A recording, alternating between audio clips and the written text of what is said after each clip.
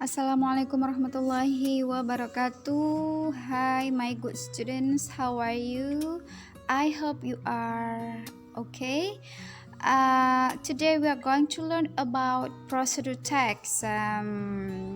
Make sure that you already prepare a book and a pen to make the important things from the lessons today. Apa kabar anak-anak MEM? Hari ini kita akan belajar mengenai prosedur teks dan pastikan kalian sudah mempersiapkan buku dan pena ya untuk mengambil atau mencatat hal-hal penting dari materi kita hari ini. Oke, dari prosedur teks yang akan kita pelajari nanti ada 4 hal yang harus kalian pahami ya. Ini pertemuan pertama kita, jadi kita ke pemahaman tentang teori dulu ya. Jadi hal pertama yang harus kalian dapat dari materi ini adalah pengertian dari prosedur teks, kemudian fungsi sosial dari prosedur teks, dan yang ketiga adalah generic feature atau jadi kalian nanti harus memahami prosedur teks itu terdiri dari bagian apa saja. And the last one itu language features ya, fitur-fitur bahasa yang sering muncul di prosedur teks. Jadi apa tadi 4 tujuan dari materi kita? Yang pertama, what is the procedure text? Definisinya, definition, and then number 2, what is the social function of procedure text? Ya.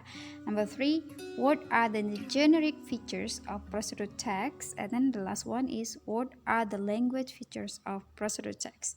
4 ini harus difahami dari materi yang akan kita pelajari. Let's see the next slide. Di sini ditampilkan definisi ya, pengertian. Jadi prosedur teks adalah sebuah jenis teks dalam bahasa Inggris yang berisi tujuan dan langkah-langkah untuk membuat atau melakukan sesuatu yang berkaitan dengan tujuan tersebut. Jadi prosedur teks itu merupakan salah satu jenis teks dalam bahasa Inggris yang berisi tujuan dan langkah-langkah untuk melakukan sesuatu yang berkaitan dengan tujuan yang ditetapkan tadi. Ya, oke. Next, sekarang kita ke social function atau fungsi sosial dari prosedur text. Ya, the social function of prosedur text is to tell us how to do or how to make or how to use something. Jadi fungsi sosial dari prosedur teks adalah untuk menyampaikan atau menginformasikan audiens tentang bagaimana cara melakukan atau cara membuat atau cara menggunakan sesuatu ya. Oke. Ini misalkan kalau kalian sering beli mie instan, itu dibungkusnya itu ada cara memasak, petunjuk cara memasak mie. Nah itu biasanya ditampilkan dalam dua bahasa Indonesia dan bahasa Inggris. Nah itu contoh dari prosedur teks ya.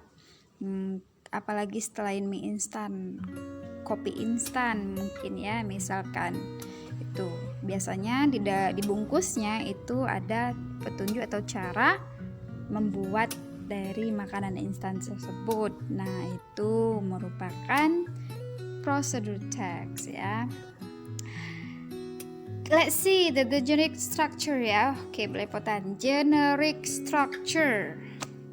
Yang pertama ada goal or aim, tujuan atau maksud. Ini berisi informasi atau tujuan dari teks prosedur. Biasanya tujuan ini tertuang dalam judul dari teks prosedur tersebut. Okay. And number 2 itu material or tool, berisi informasi tentang bahan dan alat yang dibutuhkan ya. Kemudian step, langkah-langkah. Nah, berisi daftar urutan instruksi atau aktivitas untuk mencapai tujuan dalam urutan langkah. Nah, kalau di steps ini sudah aksi ya, apa yang harus dilakukan. Kalau material or tool itu alat dan bahan yang dibutuhkan untuk melakukan prosedurnya, langkah-langkahnya ya. Oke, misalkan tujuannya kalian membuat segelas teh. Nah, untuk dapat membuat segelas teh itu material atau toolnya apa saja? Sendok, gelas, kettle, ya. Bahannya mungkin teh, gula, kemudian air yang panas yang sudah masak, ya.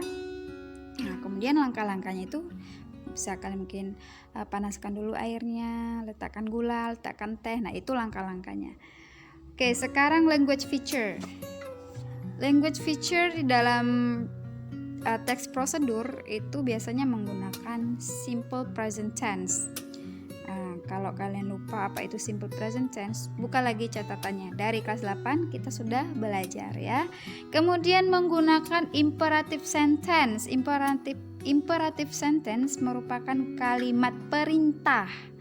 Contohnya, don't mix, jangan campur. Turn on, cut into slices, ya, potong dalam berapa bagian tuh. Kalimat perintah, ya. And then menggunakan connective of sequence seperti then, while, next, dan lain sebagainya.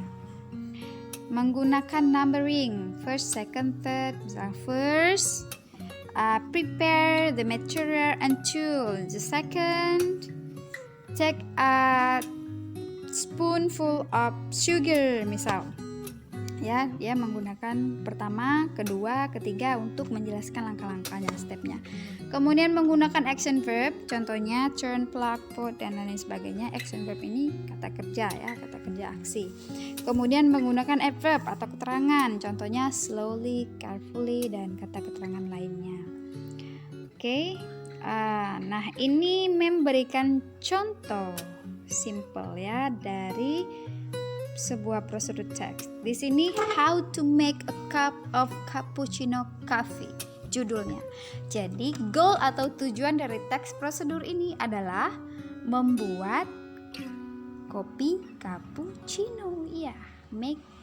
How to make a cup of cappuccino coffee, ini goalnya. Kemudian ingat generic structure yang kedua setelah goal ada material tool, ya, ini materialnya water, air, a teaspoonful of coffee, 3 spoonfuls of sugar, 2 spoonfuls of cappuccino.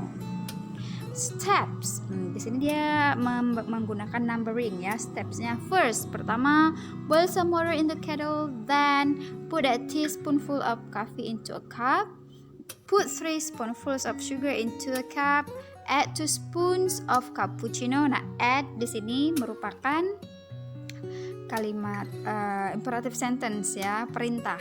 Tambahkan 2 sendok cappuccino, itu perintah. Add 2 spoons of cappuccino. Fill the cup with boiling water. Finally, akhirnya stir it and a cup of cappuccino coffee is ready to drink. Do you like cappuccino? Oh, I like it a lot, ya. Maka anak-anak Mem suka cappuccino, kalau Mem suka sekali. Thank you. That's all my presentation about procedure text. Terima kasih. Ini presentasi penjelasan mengenai prosedur teks. Mem harap kalian bisa memahami atau mengambil poin penting dari lesson kita hari ini, pelajaran kita hari ini, yaitu yang pertama, pengertian prosedur teks, fungsi sosial, generic features, dan generic structure and language features dari prosedur teks. Oke, untuk kali ini pahami dulu